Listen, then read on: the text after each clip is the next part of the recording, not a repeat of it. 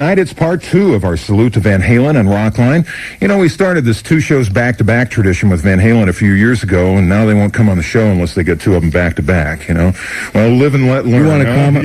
We are the four-headed monster. The four-headed monster. Oh, tell me something I don't know, man. Now, you guys got your work cut out for you, because last week was really a special show with Alex and Eddie. It was outstanding, and they made me an honorary Van Halen brother, so I hope you guys have cash and prizes with you tonight. Well, you can be an outcast like us, number one, and number 2. We know that Alex did all the talking, and Eddie just went. We did. Yeah or no. I don't know about you, Bob, but I got my red rocker shades on here, too. There you go. Those look good, man. There we go. Make you a tough guy just by putting those on. New line of shades from Sammy. Let's officially Well, I got to compensate my income. This split don't get it, let me tell you. That's it, man. Let's officially welcome our guest tonight, Mr. Michael Anthony. Hello, hello. Mr. Sammy Hagar. Yo. Now, what's up? No. You guys. This is going to be one of those nights, huh? Bob Coburn voice. I started early today because I had to have dinner before the show, and that was a big mistake. Yeah, well, see, there you go. Judging by your shirt, you started out with maybe a little pasta there. Let's see if we can tell exactly what Sammy had for dinner tonight. I hear you guys have been working on a new video for right now. Is that done, or how far along are you with that? Well, we're supposed to do it. It was supposed to be being done this week, and what happened is we had 2 directors kind of flake off on us. Oh, really? Are there any directors out there? Yeah, now 20 of them, and they're calling right now. We're kind of demanding because it's like, we don't want to just let someone have a free hand and then all of a sudden go, oh, that's us? So, we kind of know what we want, and some directors don't want to do it that way. They just, they want to do what they want, which is okay, but we're just kind of self-involved. We just want it our way. You want it your way. Well, I can't There's a word for that, but we won't use it on No, but seriously, Now, I think one of the videos that did turn out really well is Runaround. Were you happy with that, with the way it came out? Yeah. There was about 3 hours of footage of girls doing like real erotic stuff in that we took out of the video because it was like making us look like the background guys. That all wound up at Sammy's house. He's got all that footage. Yeah, I bet. But videos are weird. You have an idea and you have a concept, and the director tells you what he's going to do, and when it's all done, you go, oh, that's not what either one of us really thought, is it? So it's kind of scary. It's kind of like chop, chop, chop, chop, and then what you have left, the band. Now, without getting too technical about how they did that, there's a lot of motion in that. Was the stage actually moving? How'd they do that with the cameras? Yeah, that stage was turning at about, at the end of, if you stood on the end of it, it was like turning about 40 miles an hour. It would throw you off the stage. Off the stage, I'm not really, joking. yeah. If you stood there, it would throw you off. It was scary in hell, and you get dizzy. They had Al's old drums that was chained down to it. He was like leaning over to try to get it. Michael, you look like you're going to be airborne a couple of times. A couple of times I almost became part of the props in the back. It was really, really, really nauseating. But anyways, yeah. Well, we're going to start with that tonight. At least the audio portion of that. It's Runaround Van Halen from For Unlawful Carnal Knowledge, beginning Rockline tonight with Sammy and Michael on the Global Satellite Network. Sammy, you're a man of your word. You're saying you're going to write a new Rockline theme. I'm going to hold you to it. That's right. That one's outdated now. Yeah. No, we make sure we keep that one alive. Sammy's writing a new Rockline theme. Do you make any money for this stuff? If you write the theme song, get paid 3 cents every time it's played or something? That's exactly what we pay. Yeah. Okay, we'll find somebody so else. Cracking, okay? Call Eddie, will you? Man. Just like the folks who got to talk with Alex and Eddie last week, everyone who gets on the air tonight with Michael and Sammy will receive an autographed CD copy of For Unlawful Carnal Knowledge, courtesy of Warner Brothers Records, and all 4 signatures will be on there, I understand. So, all right, let's hit the phones, you guys. We got Buddy on the line in Ocala, Florida, listening to WDIZ in Orlando. Buddy, you're on the Rock Line with Sammy and Michael. Hey, guys. Hey, buddy. I'd first like to congratulate you all and tell you all what a great job you did on this album. Thank you. Thank you very much. I guess the first thing I wanted to ask you was that there were some pranks being played. I went to the Orlando, Florida concert, and there were pranks being played, and specifically the time when Alice in Chains came out during the 5150 walk in their underwear. Yeah, it didn't impress me too much, but I just wanted to know what you and Eddie and Alex and... Did you have any female friends you brought along? Were they impressed? Yeah, my sister wasn't real impressed with that. Well, to be honest, Alex, he wasn't. We really became friends with that band because they were really, down guys, and they were cool. And, we hung with them a lot and stuff. And that was a real surprise. I promise you, it wasn't planned. And they like blew my mind. Because I don't know. They seem to dance around you most of the time. Though, so. The funny thing is one of the guys in the band's like, like a real slender kind of guy. I saw him from the back. I'm going, yo, look at the butt on that. And then the guy turned around like I had to like sleep with a light on after that. You know what I mean? It was tough. But I almost bought one of them, man. That was real tough. Man. Other than that, though, it's fun. That was a real surprise. It's great. Any band that's opening up with us or whatever, it's like really relaxed. We're all good friends, but by the end of the tour, it's bound to something's going to go on like that. Yeah, well, count on it, I think that band's great, personally. I really think they did the first leg of the tour, and Baby Animals will do the second leg, and I guess Allison Change is going to do the two makeup dates, too. That's right, in Seattle and Portland. Yeah. That's coming up the 22nd and 23rd of January. Which is their hometown. You watch them blow us up. I'll kill a boy. I got to get home and pack.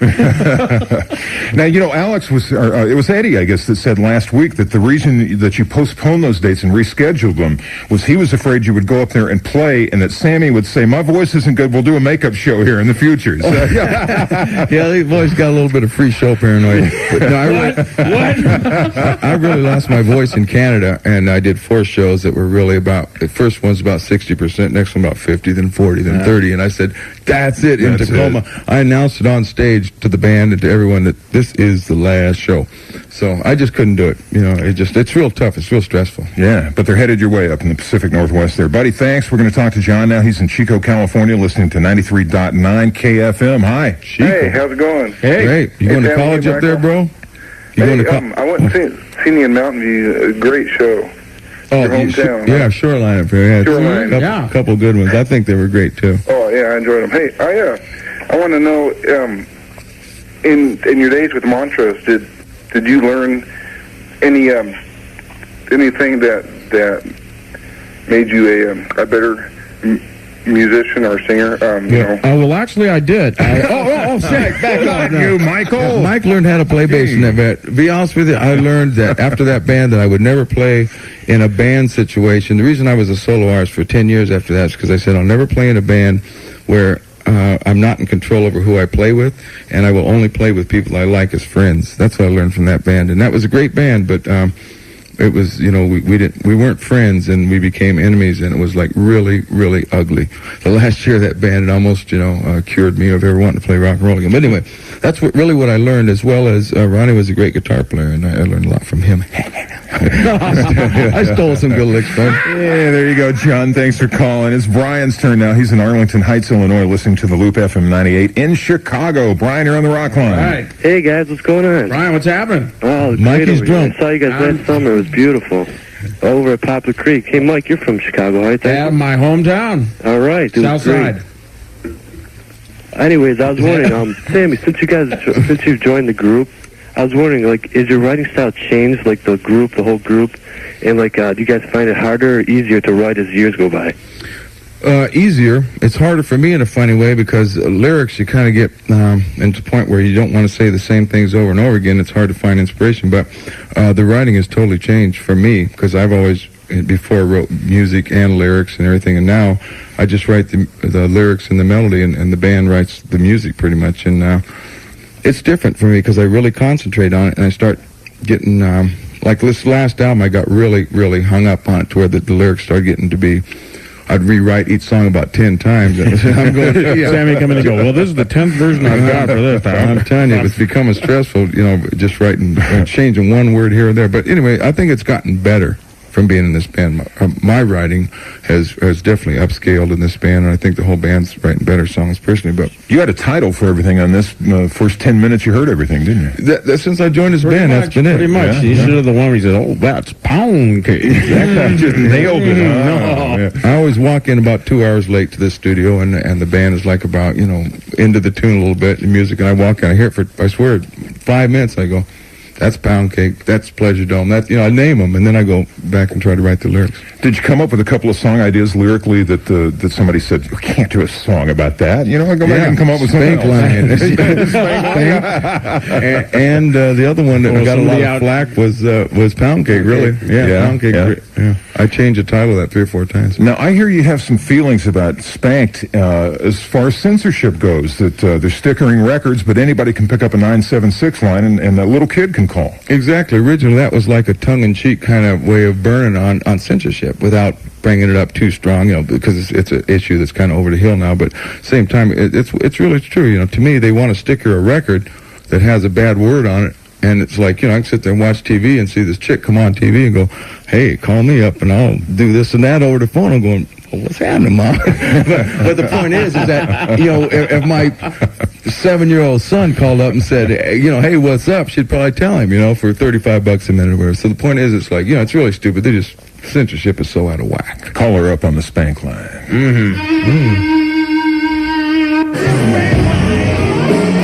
Spank line. I gotta make one comment about that song. It's like whenever I sing, I'm so insecure, and I put songs in such a high range, and I have to like scream them to sing them like I really mean it. But that song is sort of a joke.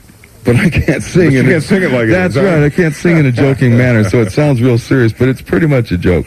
Well, those 976 lines can be fun until you get the bill. You ever see the bill on one of those things? I hear they're real bad. I hear they're really terrible. Yeah, Eddie's bill's real bad. We got more phone calls for you guys. The next one is in San Ramon, California. It's Shannon, and Shannon is listening to the 97.3 KRQR in San Francisco. Shannon, you're on the Rockline. Rocker. Sammy, Mike, what's up? Hi. Hey, Mike is. I can see him here. Huh? Stop it. I just wanted to tell you guys thank you for making my very first Van Halen concert so incredibly special. And thank you very much for being in such a cool band, because you guys don't have an attitude at all. Well, that's cool. I'm glad you picked up, because we don't. Sometimes it scares us to death, but we don't. But thank you. Anyways, Mike, I wanted to ask you, what went through your mind the very first time you ever jammed with Eddie and Alex? The very first time I heard, let me remember back that far. Let me set this up right. The very first time I jammed with Eddie and Alex, it was in a little garage in Pasadena, up down here, and Ed was playing. It was like the garage was so small I could barely even get what little amp I had in there. And these guys just blew me away the way they were playing, and I'm just like, I'm just gonna keep up with these guys, because I knew them. I'd seen their band play many times, and I was just kind of like, whoa, blown away that it even asked me to jam with them. And I think it was Al who went, well, would you like to join the band? And I went, yeah. See, Mike had a PA system and a van. That's real important in them days. Hey, now, wait a minute. You mean that? You mean he's got gear? Hire him. How old were you when this took place? Gosh, I think I was about 23. Yeah. Still a pup, huh? Yeah. Well, I'm about 25 now. Yeah. A couple years ago, Mike. Yeah. Okay, I'm 90. Shannon, thanks for calling. We got Chris on the line. He's in Vernon, British Columbia, listening to The Lizard in Kelowna, British Columbia. Playing with the lizard? Playing with the lizard, yeah. You're on the air with us there, Chris. Cool. Sammy, Mike, how's it going? Pretty good. Good, Chris. Geez, I saw your concert in Vancouver. It was cooking. All right. Yeah. Hey, Sammy, you got one hell of pipes on you, man. Oh yeah, that's a show where when I canceled the whole damn tour off the show. But thanks a lot. I mean, I'll tell you one thing. The only thing I'm proud of is that I tried my butt off. I did not. Your acoustic, I was so impressed with your acoustic guitar when you played Eagles Fly. Oh, thanks. You got to put that in your next album whenever that comes out. Yeah, acoustically it'd be kind of cool, because originally it was on my solo album before this, right after the 5150 album, and I did it with a band though. I mean, so acoustically it really comes across. I love that song. You got to do it on your own. Now, is that the show you told me you only gave about 20% to? Is that the one? No, I was about 40%. No, I gave 150%, but I was about my chops were about 40%. But that's what I'm just trying to say, is that we did the whole show, didn't cut one song out. I even did my acoustic number, but it took some big ones to do it. But at the same time, it was tough. Yeah, I'm glad night after night. It was cold. No, it wasn't that. I just blow my voice out doing some other crazy stuff. Yeah. Well, Chris, did we take care of you, or do you have more? Playing role. I want to hear about what's that? I want to hear about some of the crazy stuff you're blowing your voice.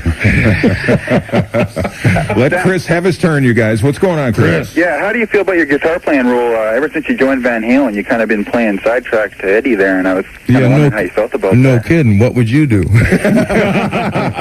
The thing is I never considered myself like a gunslinger on guitar. I've always played guitar just to have fun and to write songs with, and I always consider myself a singer and a songwriter.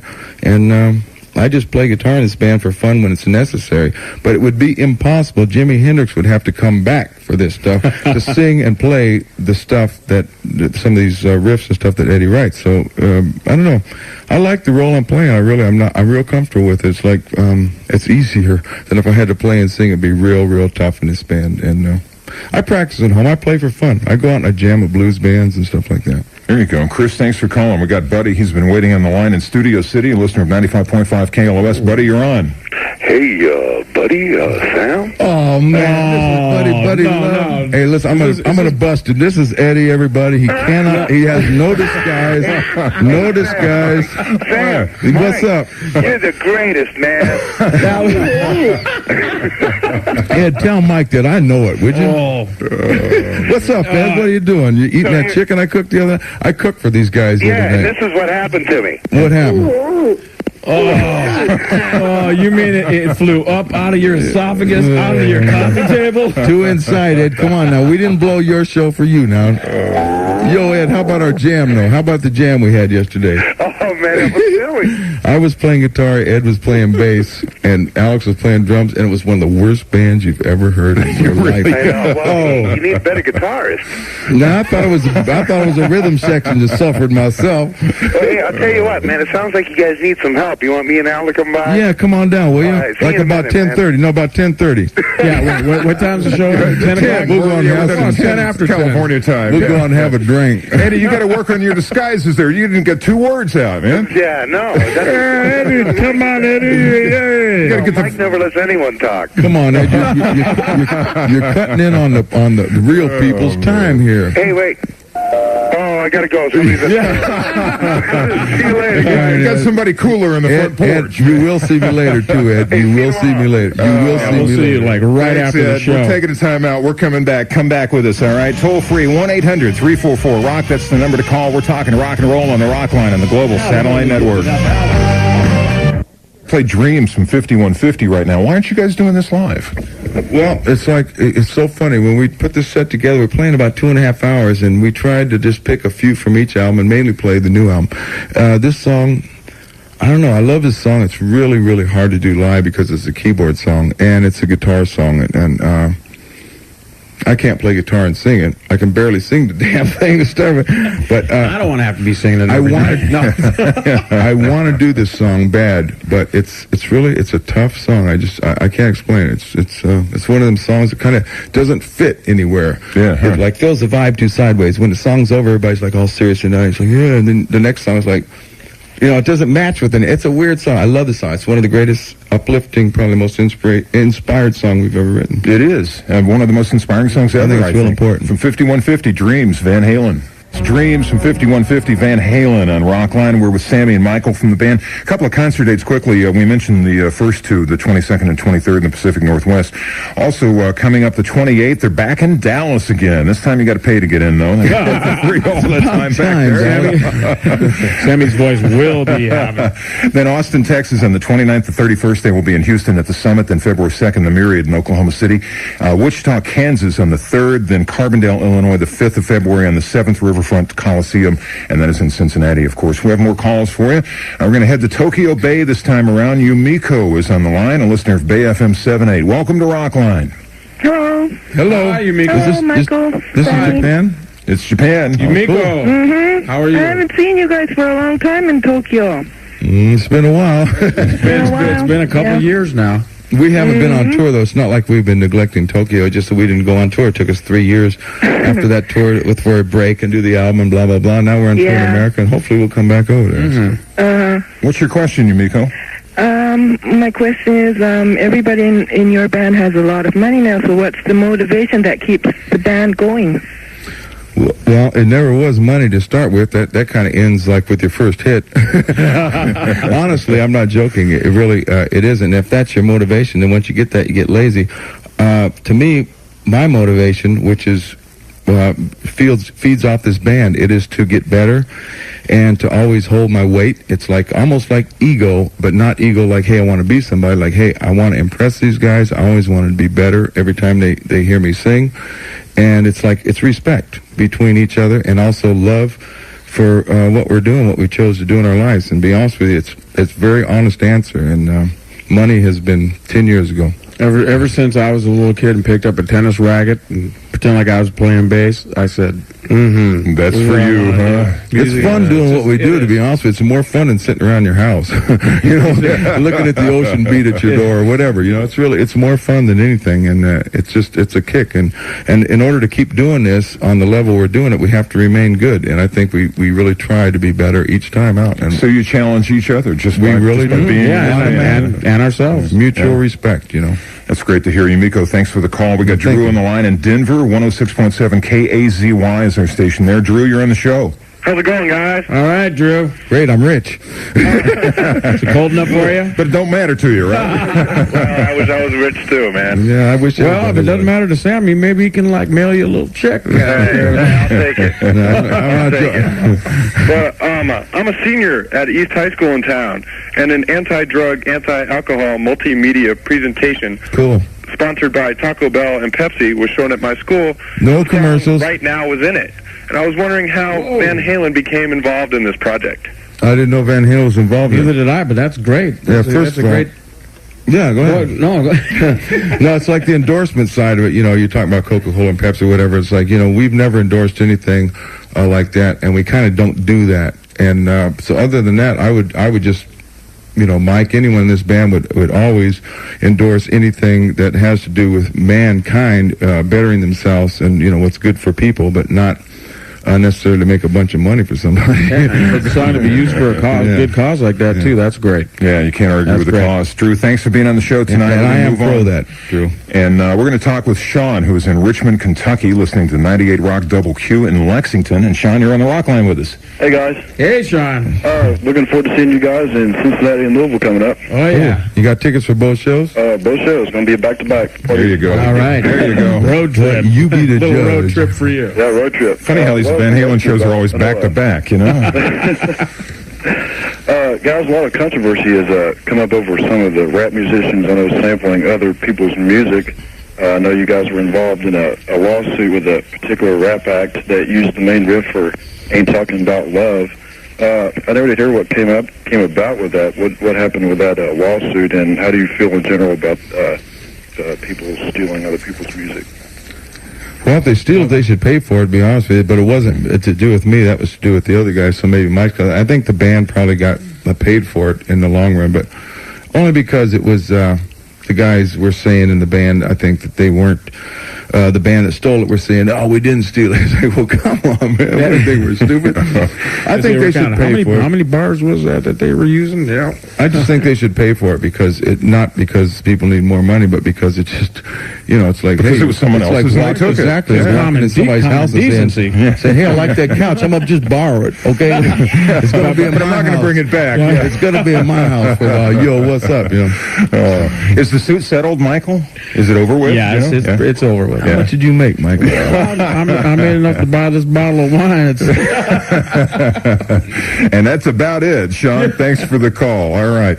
We're going to play something right now. There are actually two videos for this song, for Top of the World. You did one, and it's got NASA footage, right? Right. Yeah. Yeah, and has a totally different look than the live one that you did. The live one's more Sacramento, I think we found out last week. It was basically from Sacramento, a couple other shows. But, the reason we did the live one with this, and there was a reason, because the director for the video, here we go back to video, he wanted to do this concept, and we said, I don't know, it just doesn't really look like us. We always just want to be ourselves. We don't want to act or be out of context.